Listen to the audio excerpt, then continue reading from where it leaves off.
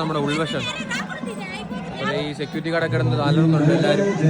ഇതിൻ്റെ അകത്തോട്ട് കയറുന്നുണ്ട്. ഭക്തജനങ്ങളുടെ തിരക്ക് കാരണം വയ്യ. ഇത് ഗേറ്റ് വയ്യ അടയോ കേട്ടോ.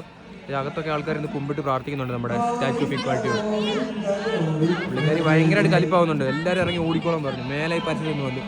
ഗേറ്റ് ഇതേ പയ്യെ അടയോ കേട്ടോ. ഗേറ്റ് നമ്പർ അടഞ്ഞു. നമ്മുടെ എഴുന്നള്ള് അങ്ങോട്ട് പോയി ദൂരെ എഴുന്നള്ള് അങ്ങോട്ട് നമ്മുടെ ഓഡിറ്റോറിയത്തിന് അങ്ങോട്ട് പോകുന്നതാണ്. നമ്മുടെ മറ്റൊരു എൻട്രി പോയിന്റ് കേട്ടോ. ഇവിടെ സെക്യൂരിറ്റി ചെയ്തിട്ടുണ്ട്. ഇവിടെ എൻട്രി പാസ് ഡീറ്റെയിൽസ് എഴുതി വെച്ചിട്ടുണ്ട്. അഡൽറ്റിന് 250 രൂപ, ചൈൽഡിന് 150 രൂപ, 4 വയസ്സിന് താഴെയാണെങ്കിൽ നോ ടിക്കറ്റ്. അപ്പോൾ 250 രൂപ കൊടുക്കണം എൻ്റെ ഉള്ളിലേക്ക് കയറണം. 11 വയസ്സിന് മുകളിലാണെങ്കിൽ നമുക്ക് ഇതിൻ്റെ അകത്തോട്ട് കയറാൻ പറ്റൂല.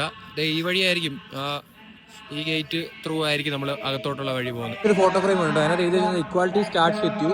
അതുപോലെ തന്നെ I am at India's tallest sitting statue. അത് ഇന്ത്യയിൽ ഇരിക്കുന്ന ഏറ്റവും വലിയ നീളമുള്ള സ്റ്റാച്യു ശ്രീമാതേ രാമാനുജായ നമഃ. ഇതാണ് നമുക്ക് ഇതിനകത്ത് ഈ ഫ്രെയിം കണ്ടോ മോനെ, മൂന്ന് സാധനം.